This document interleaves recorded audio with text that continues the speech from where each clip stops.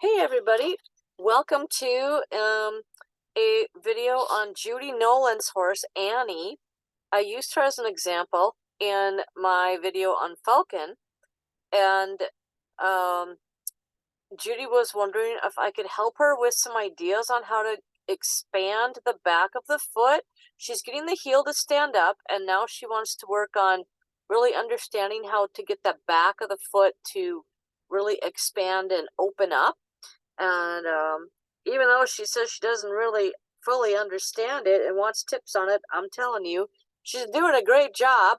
She's doing a wonderful job. So let's check in and see how everything's looking. This is January 2022, so that's 2 years ago now.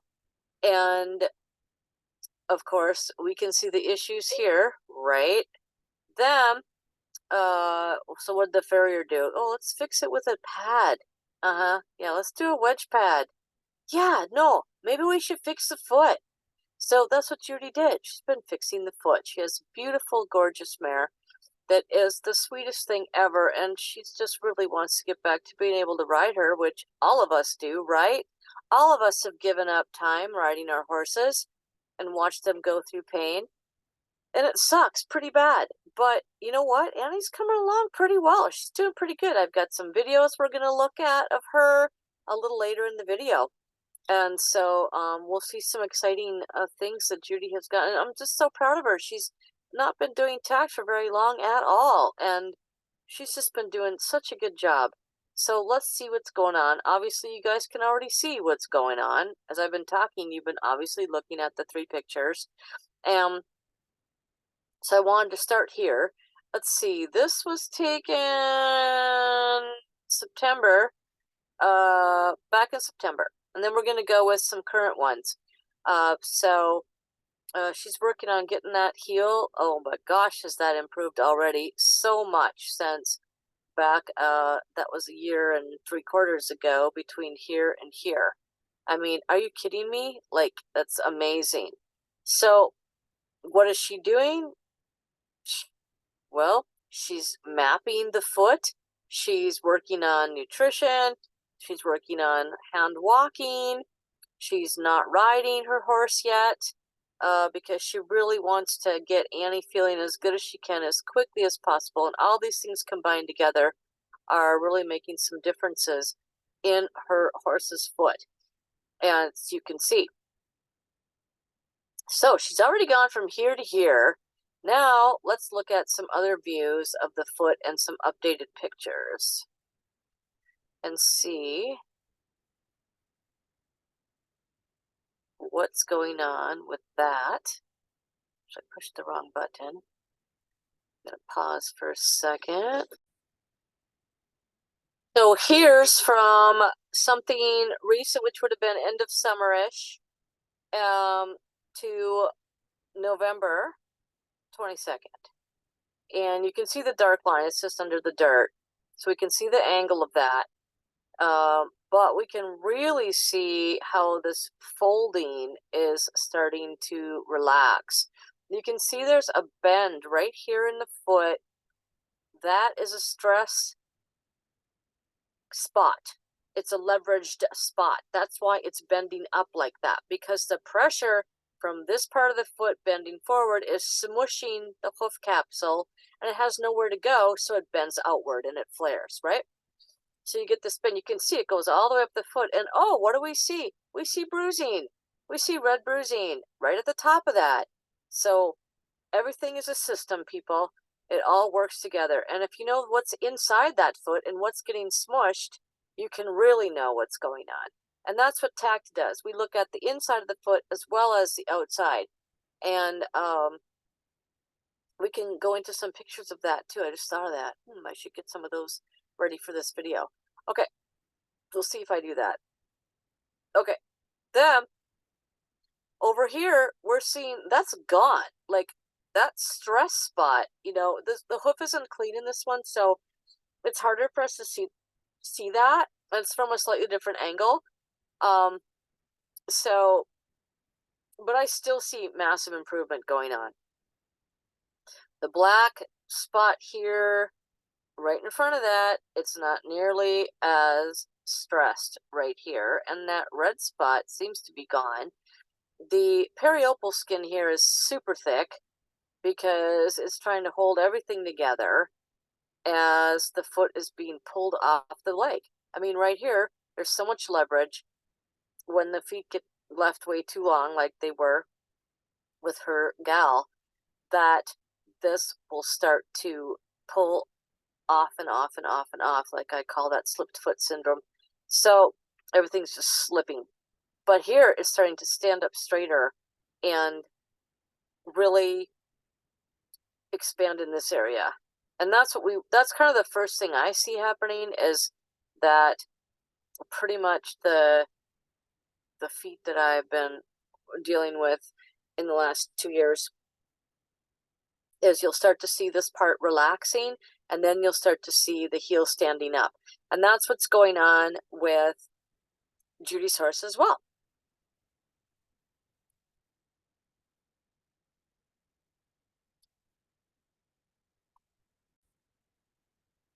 Okay, these pictures are taken from a month before that other one was. This is from October, end of October. You can see once again, what do we have here? We have that stress spot in the middle, and these lines are too long. They're not supposed to be that long. That's why they get pushed forward and up. And so, you know, she's asking for, how do I strengthen the back of the foot? Caudal means the back. So she's trying to get that part, as many of us are, trying to get that part of the foot to expand. So we're looking at this part expanding backward, as well as growing new hoof capsule coming down from the hairline. And in order to get that to happen, we have to make sure the back of this hoof capsule is not curved down and under inside the bottom of the frog. And so that's what Judy was asking for advice about and information about, all that part, so that this can strengthen out and get straighter here. And she's been doing a great job of getting her horse to do that. And I just want to let's talk about some other angles on the foot. She's really improved the heel angle. This is a lower angle, and she's improved it by several degrees between October and January-ish. But I wanted to look at, see, they don't look that bad from the front, do they? But, you know, they sure look bound up from the sides. So we're working on getting this part here of this capsule is curved down and under. It'll tuck in underneath here, and you won't know it. And then you'll grow periopal skin over top of this, and oh, there you go. Tighter than Fort Knox, right? So this cannot grow a heel right here if it's not buttress laminae above here. If this part of the foot does not say grow buttress, it's not going to grow a buttress. So you have to open up this part of the foot, so the part that's designed by God to grow the buttress for the foot will actually be outside, able to grow the buttress. If it's snuffed out down underneath inside the foot, then it can't grow a buttress. So it just sits inside the foot and causes pain and agony to the horse. So she's working on getting her foot to stand up, as well as making sure that the parts in here aren't curled down and under. And from what I saw from the side shots, I have to get this the other direction. This cannot function with the foot upside down this way. I have to get them in my computer and flip them around. But we can see it here somewhat. Let me pause for a second and see if I can. Okay, I rotated this foot around, and we can analyze it here and see that the back of the foot does need to resume to its proper proportions and positions. The heel buttresses here are working on coming back where they're supposed to be and at the height that they're supposed to be, the length they're supposed to be. I don't know if that's 2 inches or not. It looks long to me in the photo. So I'd be surprised, but if it is 2 inches, what I would do when trimming this here to get this to expand back is you want to look for anything that can be holding that foot hostage and anything that can stop it from moving around, because the horse's foot is very pliable and movable if it is able to. It's amazing how much the hoof capsule can change and shift. It's just amazing. People think of it as a hard, solid thing, and it is so not. It is so flexible. So I'm noticing a little bruising here. She lives where there's really hard ground, so that can just happen after a recent trim. You can get a little bruising happening after you're trimming. You know, to bring stuff back into place, and sometimes you'll get some bruising going on with that. But just keep an eye on that as you're trimming in the future. Be careful about how much you take off on the sole if you do have problems with bruising. What I do if I have problems with bruising with the horses after I trim them and being sore there is then I really watch it at the next trim, and I take off with my rasp. I take the wall down here to get the pillars short to my mapping protocol, but I try not to take off too much sole through here with the rasp. So be cognizant of that.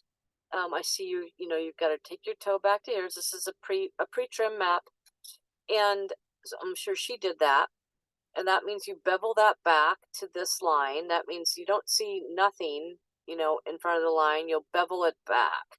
So you'll see the hoof wall will start to bevel out from that line. So you'll still see some hoof wall in front of there, but you're bringing it, instead of beveling out here, see it starts to bevel from right here out to there. She's putting that bevel point back to here. So you bevel your rasp, and you bring back this to this line.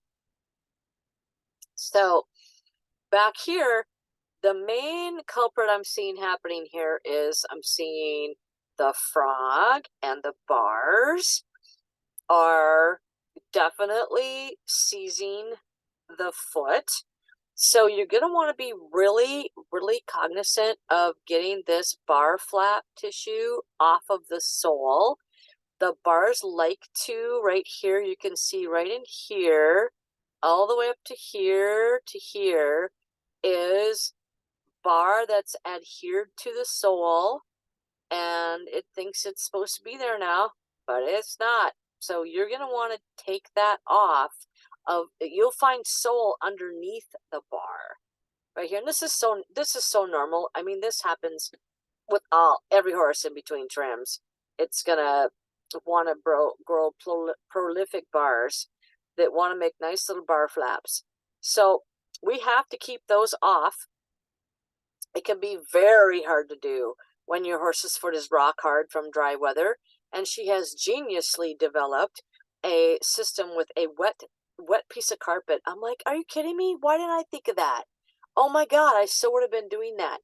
But my horses don't eat in one place. That's the only problem, is in the warm months when I can do that without that thing being a sheet of ice, because in Minnesota it can't work for 5 months of the year. It would be not that great for me because my horses are out on grass 24 hours a day all summer. So I can't really do something like that effectively like she can, because she has supplements with a hay net. So she puts it underneath where the hay net is. I'm like, genius, genius, genius, so smart. So in the meantime, I use my Evo bar and sole rasp. That's EVO, bar and sole rasp, to get started on softening up the top of these bars. It'll feel like you're filing over cement when you start, and eventually you'll get this top of this off, and then it's soft enough to cut with your knife. So that's what I do to get started. I don't use a grinder. I have tried starting that before. I didn't have a grinder that worked well for me. It would get caught on the horse's foot and not turn, and so I needed to upgrade to a different one, and I returned the one I had, and I never got the other one. So I'm just using the old school knives and rasps right now. So my Evo bar and sole rasp really helps a lot to get started on the hard hoof. So, and the apex of the frog, of course, you're going to want to find the true apex by trimming that off and finding where it's really adhered to the sole. You're probably going to take it like that whole little nub off right there till you find that true apex. It's probably going to be right about there. And that can free up because the frog needs to move back. And if the apex is adhered to the sole and out of its boundaries, what happens is your frog cannot come back. And you will see Linda's had it happen where her horse's frog has moved back like a half inch or more in position in a short amount of time. So we need to learn to make sure this stays released because that'll help the frog be able to move back.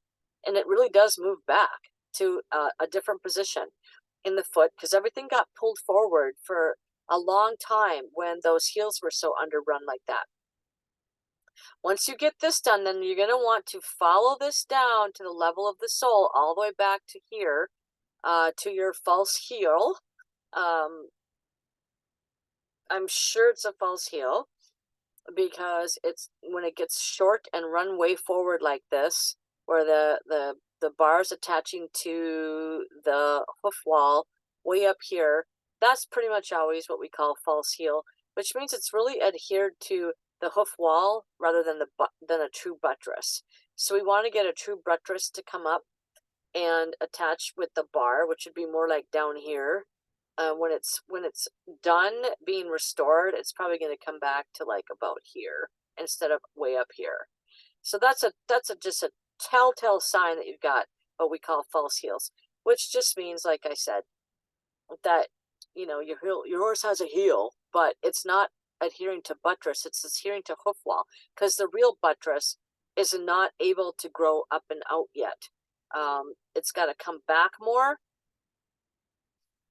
to a true buttress position, and that can mean that we just have to trim this off because the buttress has gotten so long that it's gotten folded over and adhered itself to the wall, or it can mean that you have buttress that can't grow yet because the actual true buttress laminae, you would call it, the part of the hoof right here that says grow buttress is curled down and underneath the frog, and it has to come out so it can start growing down a buttress from the hairline.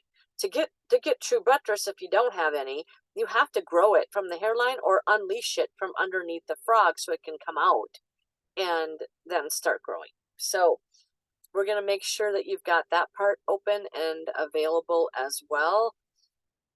But right now, I'd be really working on getting that bar flap and then filing this short enough.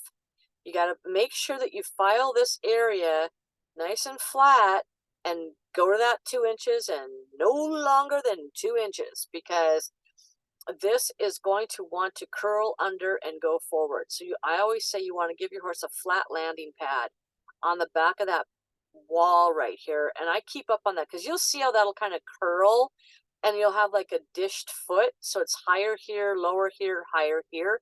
And then this wants to start curving forward. That is the part you have to keep corrected, and you have to keep on top of it. Really keep on top of this part of the foot. Make sure it's not curling up and forward. You want to level it off and make it nice and flat. So from here to here, it stays flat. That is big, big, big, big, big time important and really helps to expand the back of the foot. And then I'm trying to see, make this bigger. Where's my plus sign? Oh, right here. Let's take a look at, I should have done that before. Jeez, that would have helped, huh? Okay, so right here, I will carve this out with my knife. Right here, this is hoof wall that's also been walked on while it was a little long, and so it's adhering over the sole. It's going out of its boundaries. So you will move this back and open this part out right here with your hoof knife. You're going to carve that out. And that's going to make it automatically seem like the bar is attaching down here and not up here. That's a really, little tricks to make the bars, help those bars migrate lower down onto the foot and adhere to the true buttress. So once again, clean this out on this side, clean all that out. So you're going to start on this side and carve this way is what I do with my knife. I'll start on this side, carve, carve, carve, carve, carve, carve, carve, carve, till I get to what I call the true bar, the true top of the bar. So I don't have any more bar that's sticking over top of the sole, and you get that nice little bar line that you can tell it's true bar. And then you can still trim that shorter sometimes. Once you get to that part of the bar, it might be sticking above the sole, so you might be able to still carve that out. You just have to really, really carve on those bars until they're nice and flat with the sole, and you got all this stuff opened up. Like here, I would be carving that with my knife down to that line. I'd carve that out right there. I'd take all that out right there, and then make and I would file it flat first. First, I file it flat. That kind of gives me a visual of where to go with my knife. So the first thing I do is file the heels flat to the mapping line when I'm doing a foot, and then I do the toe, and then I do all this stuff. Underneath in here, well, we've got some curling up going on right here, and some curling up going on right here, and I think we've got some room for this to settle down and relax and expand out.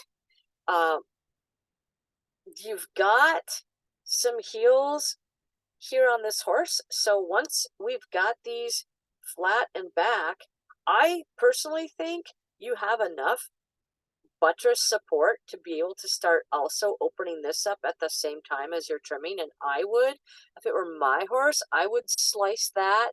Looks like you have already. I don't know, but it looks like it's opening right in right there. So I might look at this spot and see if that's anything I can carve open.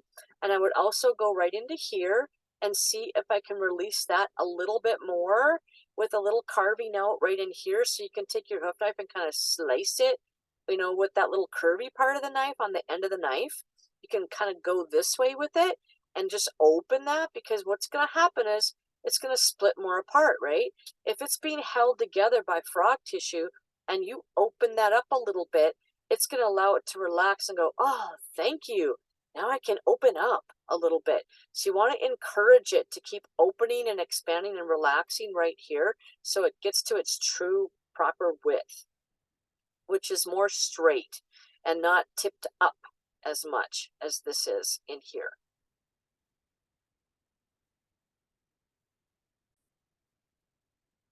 Okay, let's look at this other view. Okay, what did I just say? We can see it so perfectly here. What are you guys seeing? Curled up heels, right? We've got a dip down and then they're curving up. When they're like this is my personal, absolutely thing that I am obsessed with fixing immediately. As soon as I pick up any foot, I'm like, this has to be flat. Drives me crazy, just crazy when this is too long right here. So, because this is what happens to it. It starts to get curvy, and I just cannot deal with that. So, I would definitely, and see, you can see because they start to tip out. The buttresses start to tip out. If they're tipping out, right here, tipping up and out, and then then they get walked on, and what happens when they get walked on? Where do they go? They go under and curve forward. And is that going to give you a nice support back of the foot? No.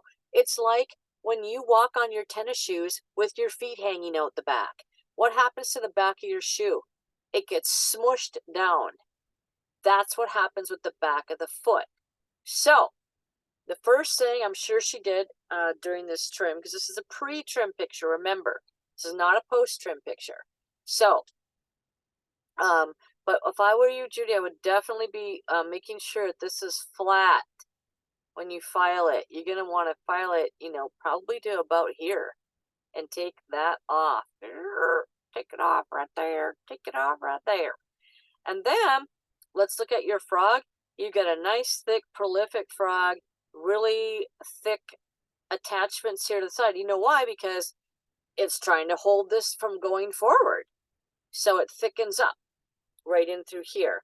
So I always look for what part of this frog is pushing the buttresses apart because we don't want it to, it's gotten, pushed apart and pushed forward, right? And so we're trying to get everything to come back and stand up. And so this can be a little culprit spot here that you're going to also want to tend to. I always cut a little V shape right here. Whenever I have a foot that's pushed forward like this, is starting to curl up, and then it makes everything shorter, and then the bars are attaching too far forward on the on the walls of the side of the foot, and everything's forward, and we want everything to come back. Well, if you want it to come back, you got to get this out of the way, because this is going to say no. No, no, I bridged the gap right here. I took care of the problem. I put nice thick tissue right here, and that's staying right here. No, it's not. Once it's there, it's not going to go away on its own. The horse does not reduce its thickness right here. That's the one thing it won't do. It moves all over the place, but once it puts a thick piece of skin right here, it doesn't just dissolve its own skin. So, a wild horse might have different results, but domesticated horses, we have to help them out. We have to thin this down. So what I do is I cut a little notch right here so that this buttress can come back and straighten up a little bit if it seems like this is pushing them out. Okay, so check for that. Don't go overboard if the foot is still being restored, because you have to have enough support for everything to be able to stand up and stay up. So in the olden days, we were experimenting with really thinning a lot of this down. Somebody on the tact group actually just filed this with a little mini file and thinned it down, and it made an unbelievable difference in her horse's foot, like right away. And I was going to try that on my mare, but I didn't get a chance to do that before she passed away. That was the next thing I was going to do, was file that a little thinner, because she was really really curled up and in here, and I was really working on getting all this to come down and open up in through here, and she had plenty of heel to work with. So I wasn't freaked out about that. But I did 2 years ago or so now, might have been 3 now.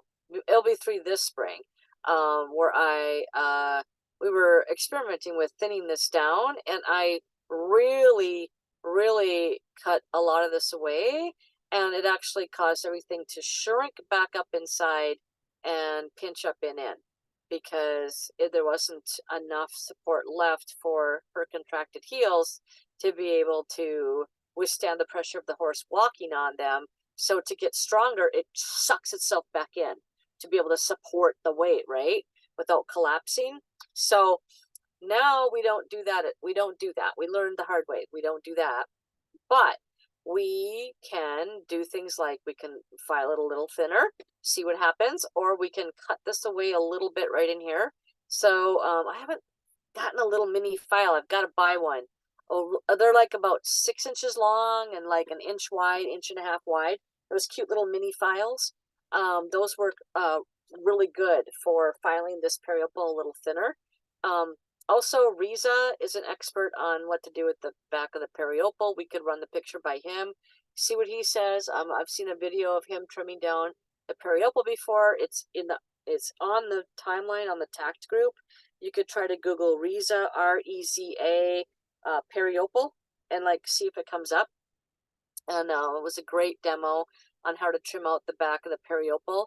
So, but if we're not experts at it like him, and we don't know what we're doing, I would I bear on the side of conservatism, and so right in here, I would cut this away with my knife, or nip it with the nippers, and then I would cut that away with the knife, or I would just take a nip and just nip it once with my nippers right there. And then we got to see what's going on in here. So we've got this little spot right through here and right up through here. Now I could see it a little bit more.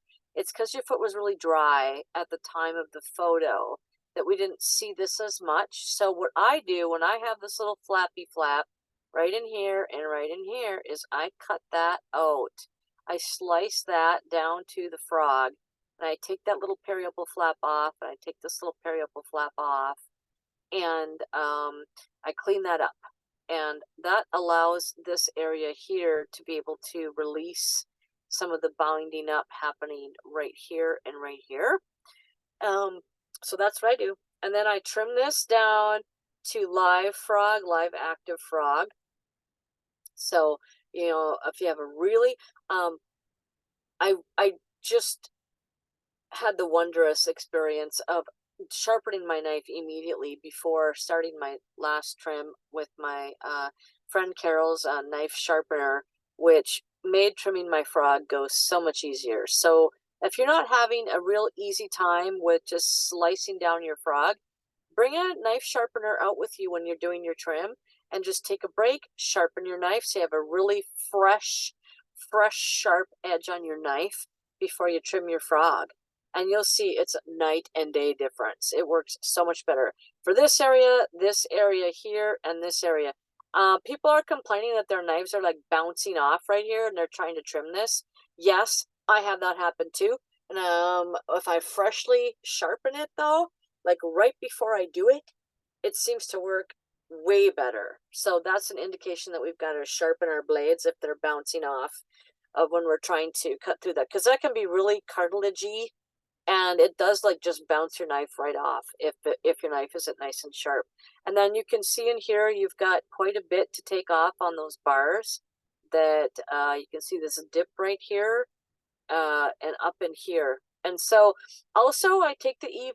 You have to look for compacted sole around this area of the foot, because layers of dead sole can be adhered to the sole as well, and that can also cause your sole to not be as thick as it's supposed to be, because it will stop growing new sole underneath those areas.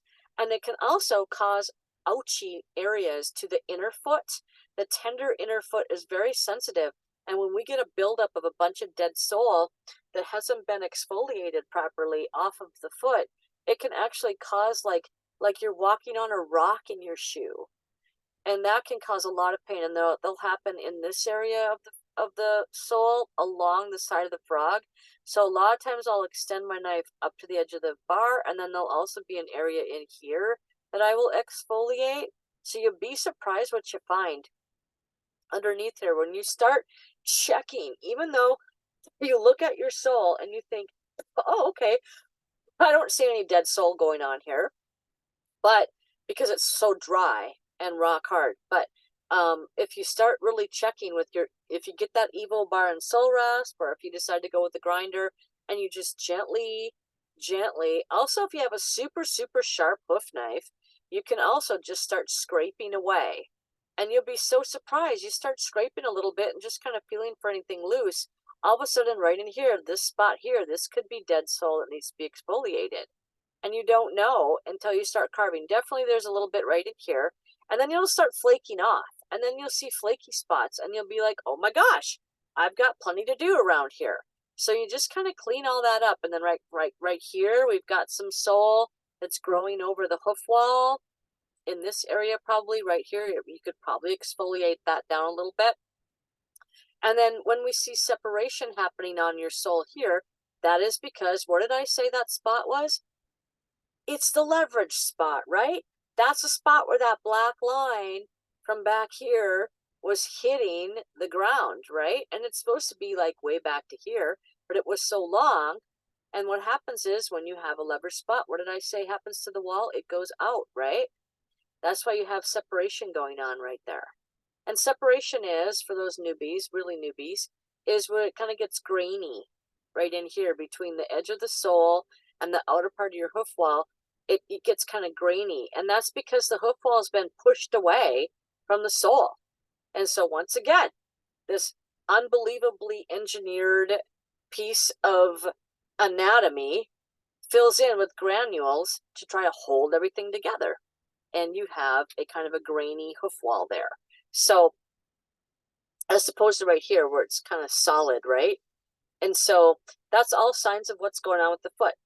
Now, I think this is so great because I'm saying all this stuff, and then when I go to the next post from Judy, you'll see something funny.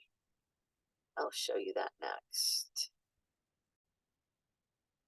Okay, so here's the next post on the tack group from Judy on November 4th, where she says, are you seeing what I'm seeing? The capsule is larger at the top and growth rings are flatter. Now to learn more unbinding techniques. So obviously she was already noticing those changes. It's unbinding through here, and this part has expanded. So that's exactly what I said was happening with her foot. And that's exactly what she noticed and mentioned in her post. So yes, that's exactly what's going on. This line here, like I said, you know, this is going to end up like back to here when you're done. It's going to end up here. It's going to go from here to here, not way to here. So that's a thing to kind of look for, is you can kind of map this with, you know, like you map these. You can draw lines on here and follow these laminae, and then you can kind of see where they're supposed to be later, how much further back they're going to be when they follow this line. They should be parallel with this line all the way back. So let's look at that quick. Let's do that. Let's save the image, and then let's open the image. And let's just look at that quickly and have some fun with that for a second. So that's how to tell how much room you have to go with how things need to move is, let's see, I have to go to this one.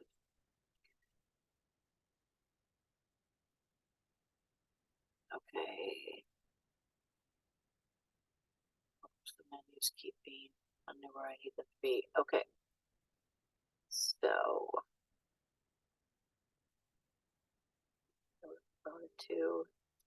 okay, so right now, this line is at this angle here, and this line is at this angle here.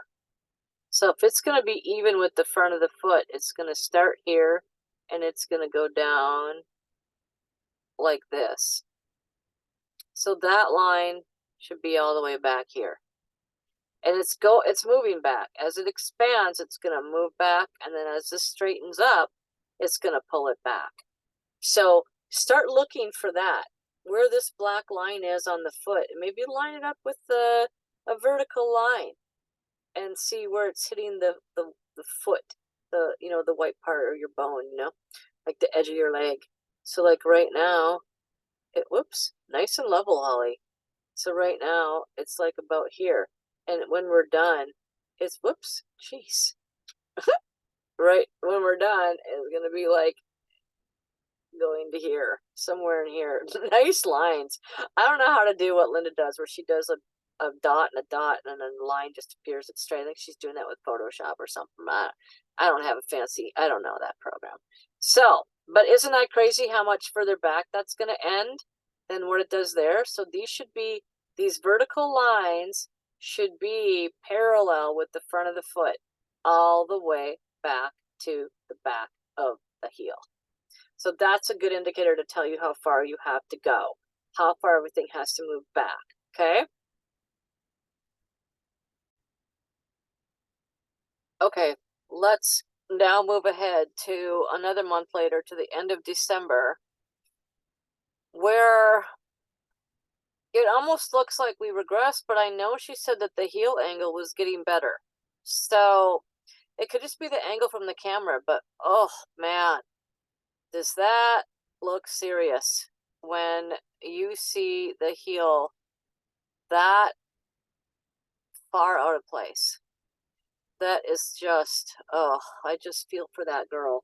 I can see now, Judy, why you're not riding her when I look at this, because, you know, I thought it was getting better.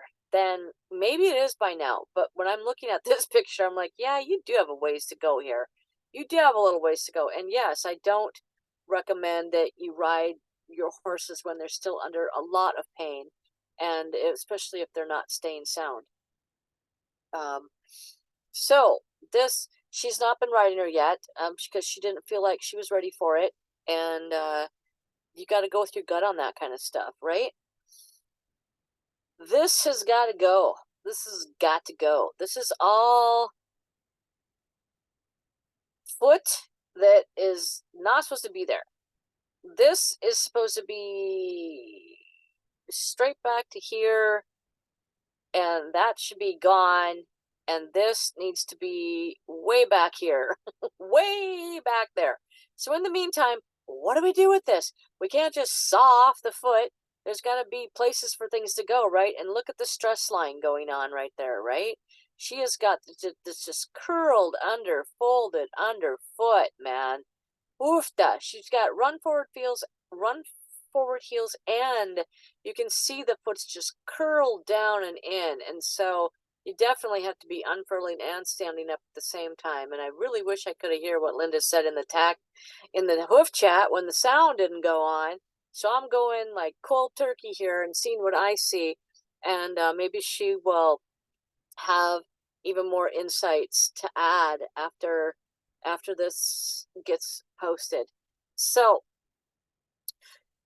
all right, what would I do? Well, I would definitely be taking off everything I can to reduce leverage under right here so this can come back, because what happens is if this is stuck forward, it can't come back. It's going to just stay there and stay there and stay there. So you have to be really, really diligent with the quarters and the heel area as far as not letting it get too long goes. So you might want to touch it up every week and just keep it leveled off at the 2-inch mark on the heel and make sure it doesn't get that curled forward thing going on. I know with my gelding, he does this too. It's exactly what his foot does, but yours is more extreme than his is. And what really helps me with him is to do everything I just said previously to the sole, keep those bars trimmed out, keep that seat of the corn back as far as you can get it, and also keep that heel level at the 2-inch mark, because then it doesn't have anything to be able to curl forward and get underrun, right? If it's not there, it's not going to do that. So you absolutely cannot let this get left too long. Absolutely, absolutely, absolutely. So I would need to see some mapping on this, but if I was looking at this from underneath, I'd probably say, okay, this is what I would do. I would do my string mapping method right here. So you go to the middle, mark your center. You go to your toe quarters or your pillars mapping mark, and you mark that, right? After you mark that mark where you're going to trim to on the side, which is 2 inches over from center and a 1/4 inch shorter than where you're going to put your toe, right? So once you find that mark, you make a dot there or make an X there. Then you go mark your heel and map your heel to your 2-inch mark, mark your dot there, and I mark it over enough so I can see it when the foot's on the ground from this angle, okay? Then I take a piece of string and I go from here and I go over to my quarters mark. And then I see, okay, where's that showing me to trim to? And then I look real hard at what's below that line. So if I've got my pillar mark over here, I've got my heel mark over down under there, then you could even trim that first if you want to. Trim your heel first. Trim your pillar mark first. Then see what's left right here and level that straight. Because I was having problems with knowing how much to take off under here. Linda does a method where she rolls a pen across and keeps it level, and she draws a line all the way across. So I got this idea to put a string across so I could really trust myself, because I didn't trust myself to just draw a line. So that's what I started doing with my mare, and it really helped this part to move back and stand up. And I do have a string mapping video on my channel. You can watch that video independently. So I would definitely string map it myself and see what's going on. I'd analyze it that way.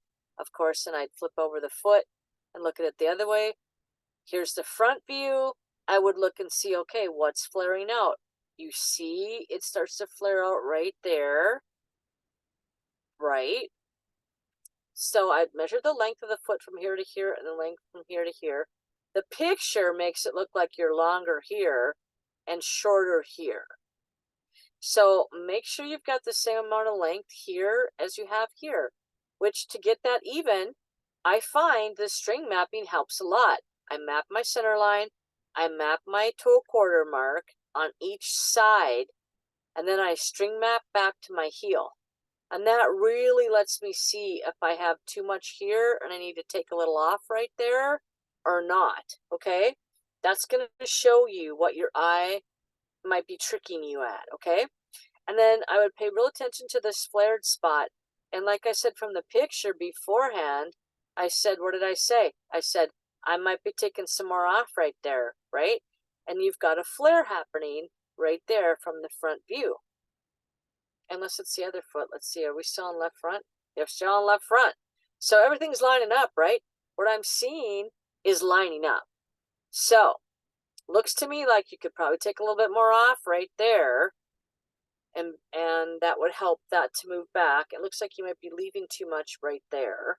So, check for those things. You can really see what's down and under. This is curled down and inside. So not only is it run forward, but it's also real curled.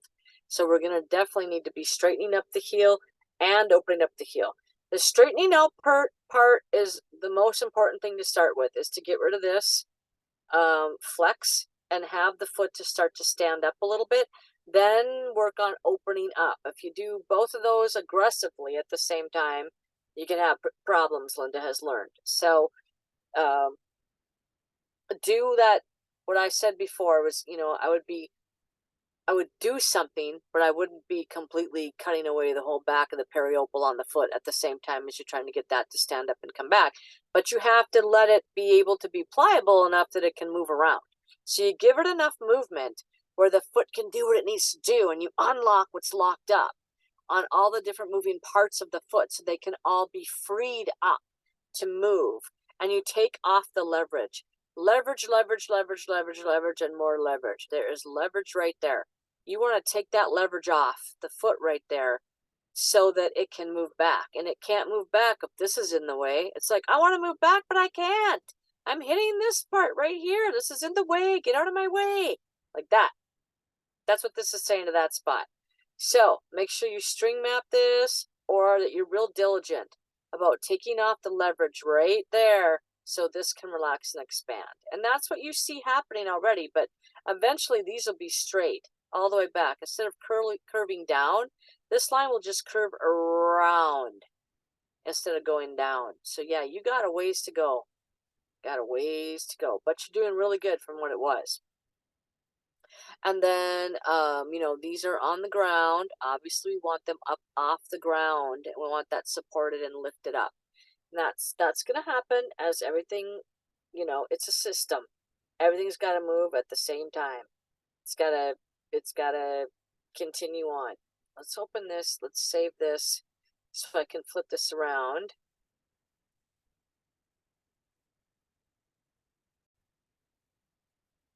Okay. What are we seeing? More correlations with my theories.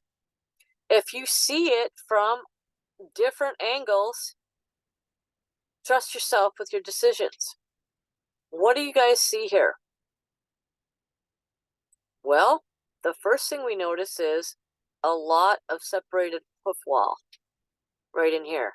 This is hoof wall separation. And what did I say? I said there was room to take more off here. This is why you have the separated hoof wall, because it's been being left too long. And then this causes issues. Lots of issues. So you're going to want to map that and trust that and level it off. You can see it's longer than the sole by quite a bit. Her horse lives where the ground is really hard, and her horse is ouchy, and she's got owie issues going on. So I can see why you have to be conservative with what you're doing here. You can't just take her wall away and have her walking on her soles, because I'm sure they're very tender and she would be really lame. So do what you can in the season of the year you're in and what she's walking on. But this definitely is evidence that it has been left too long for quite a time. That takes a while to build up like that, that much pebbling going on in there. That doesn't happen in just like one trim cycle, I don't think. Well, maybe it does, I guess. I don't really. I don't know how fast, actually. I don't know how fast it can happen. but it could take a while to get rid of it.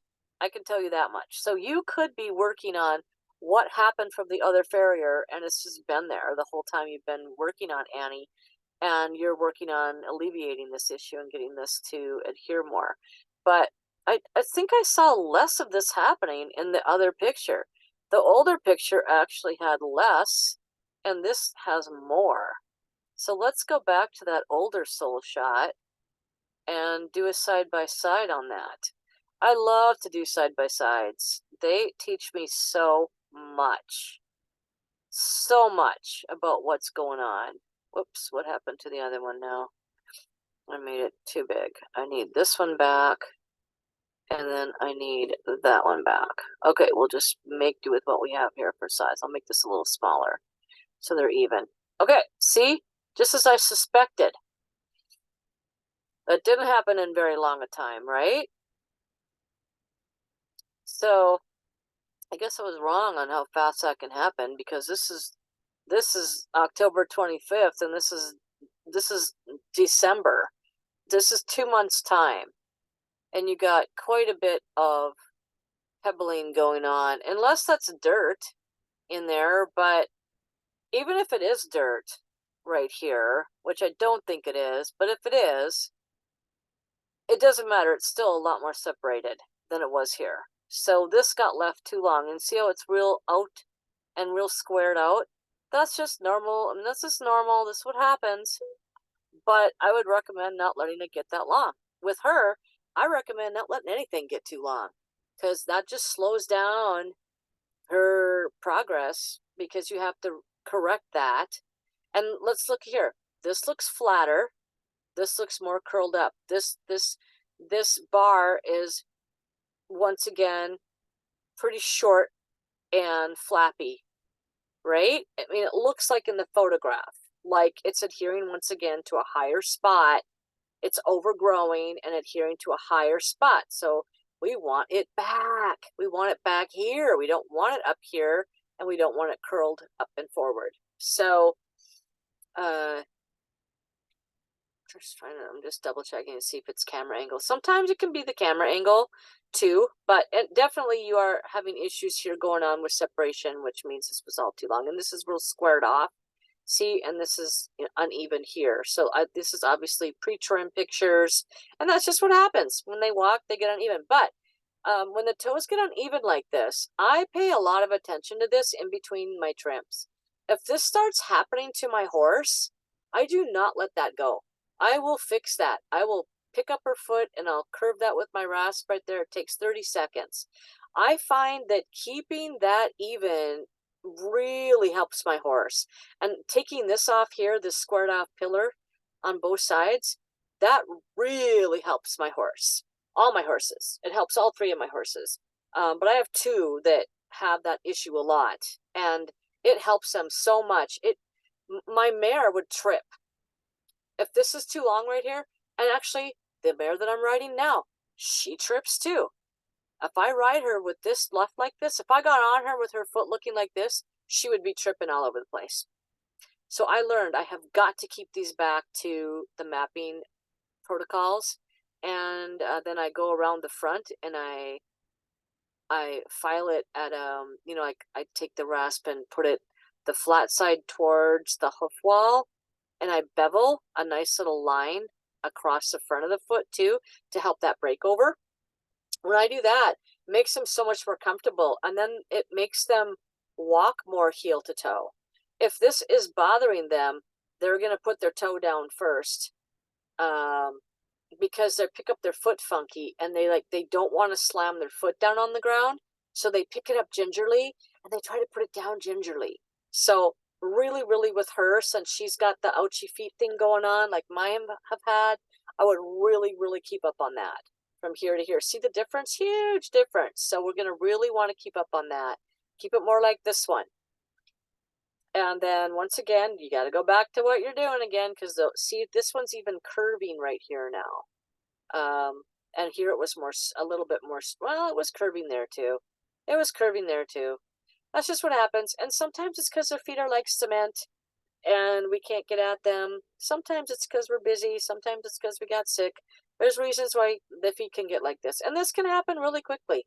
So I know with mine, when the weather's warm, I gotta trim them every 2 weeks. That's a long time for me to go. If I'm riding these horses and keeping up on things, I have to keep this trimmed every 2 weeks. Otherwise, I have issues when I ride them. Like I said, they trip. They're not comfortable. And I just find it so much better for me to keep that part in check. Now, from here to here, it looks like this actually might have opened up a little bit. And you've got a nice opening right in here to be able to have that expand apart.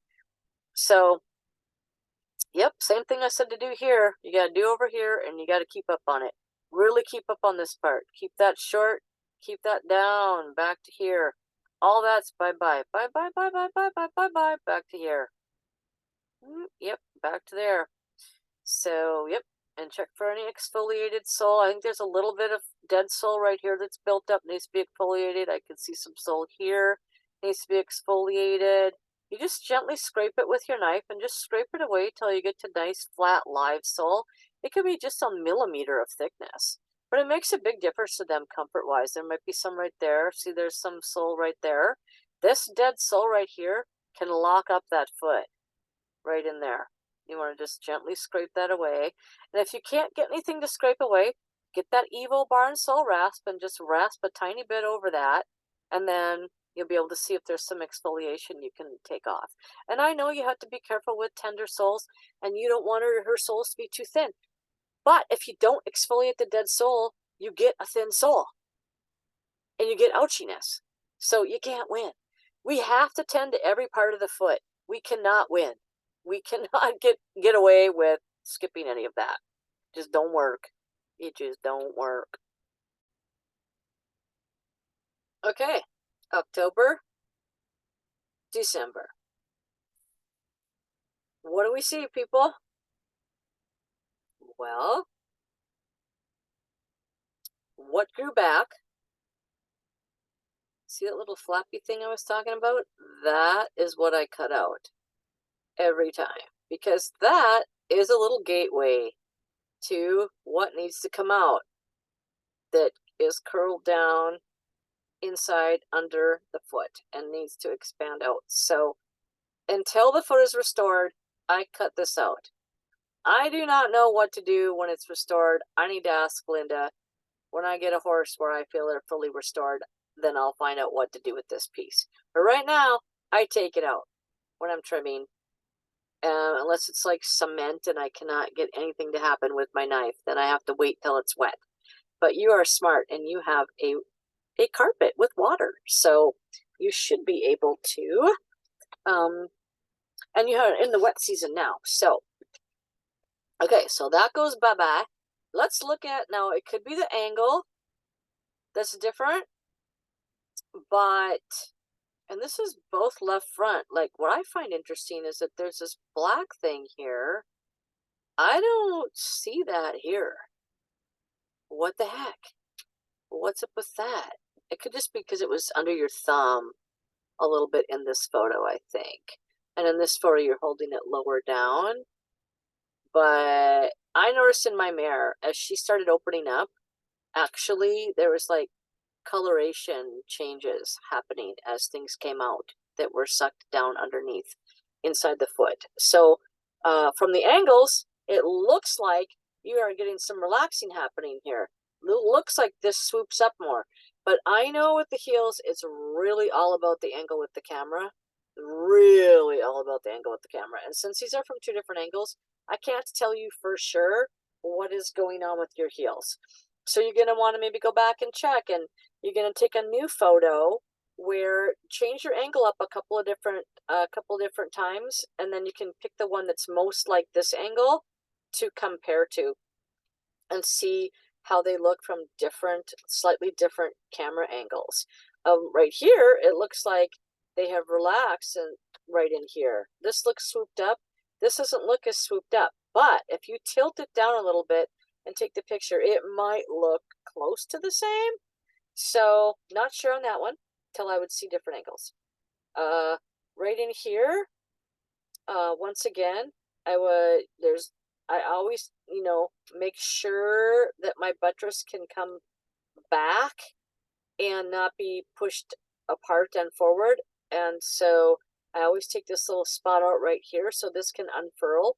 This is curled down and in, curled down around and in. I want it to be able to straighten out. But when it tries to straighten out, it's going to hit thick periopal skin and it's going to say, nope, you can't come here.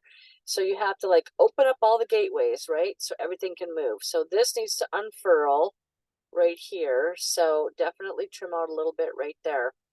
And from this angle, the curling actually looks like it might be about the same as it was here, but this looks like it's a little taller.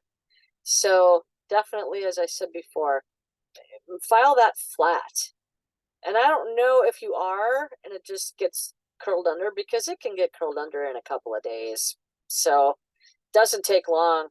So I'd be picking up that foot and I'd be keeping that leveled off, and I would not let that be so this is higher than the center part of the foot. I would keep it flat with the quarters and the middle, because then it can come back more. It just helps the heels to be able to, it helps the side of the foot, the hoof all over here around on the side.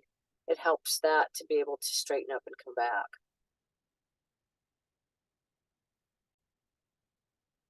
Okay, the last thing I want to cover is I had talked about finding some pictures of the inner anatomy to show you what was going on with that.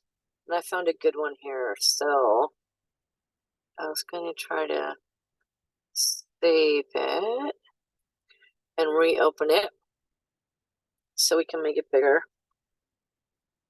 Let's do that quickly. And I'm not going to do your other foot because the video is getting too long, and the same concepts apply to both feet. So we're just going to look at the one foot today. The other foot is better than this foot, and you're doing so well. I know you can extrapolate this information to your other foot from here. So let's make this full screen and make it a little bigger. Wait, where's the other pictures? Well, this is a good picture though. Let's look at this quickly. This is the same horse. Can you believe that? And look at, see how I said your horse had a lot of tissue coming down right here? And see how it's level back from the pillar point to the heel? That's really, really important with horses like these, to make sure this part here is not stopping these lines from being able to move back. Wow, look at how much more capsule this horse grew. Unbelievable. Unbelievable. Okay, but that's not what I was looking for. I was looking for this. I didn't realize they were all different pictures. So let's open up this. There, this is good. Okay, so when the back of the foot is smushed forward and you have that little spot in the middle of your foot where you have a stress arch happening, you're trying to get your foot to go from this to that. So to see how this back of the foot is smushed down and under, and the horse is walking on what should be the back support of the foot, but instead it's walking on it the wrong way. So that's what's going on. It's getting smushed in like this, and you're working on opening everything so there's enough room for everything to be where it's supposed to be. Huge difference, huh? So that's what I wanted to show you earlier in the video. So that is it for this video. I think we pretty much covered everything I can think of to tell you. I'm sure Linda would have different points than me, but those are what I can think of, and I hope that's helpful.